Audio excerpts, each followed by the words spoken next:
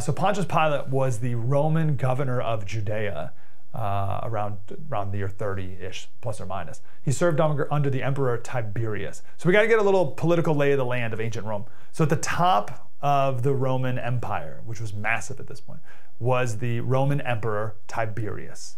Right?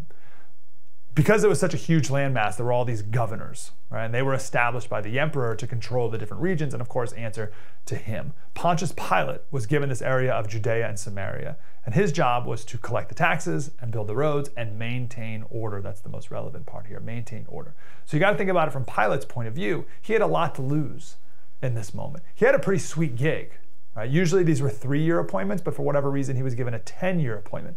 And he wanted to keep this job. He did not want to upset the emperor. He didn't want to have any hullabaloo. He didn't want any commotion, no fuss. He wanted to keep the peace in this area.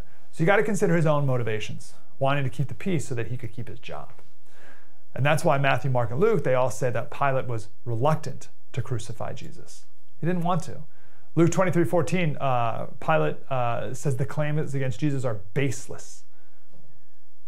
What crime has this man committed? I found in him no grounds for the death penalty. His wife, Pilate's wife, said don't do it. Matthew 27:19, don't have anything to do with that innocent man, said his wife. For I've suffered a great deal today in a dream because of him. So Pilate was talking to Jesus, and Pilate said one of the most relevant questions of all time. He said, what is truth? That was Pilate.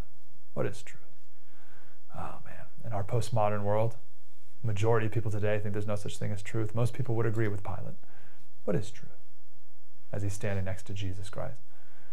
And the crowd wanted to kill Jesus. The crowd shouted, crucify him, crucify him. Pilate said 3 times he's innocent. 3 times. He said, I don't want to put this man to death. Let him go. And they shouted, crucify him, crucify him. There it is, Luke 23:23. But with loud shouts, they insistently demanded that he be crucified. And their shouts prevailed. The mob won. So Pilate decided to grant their demand.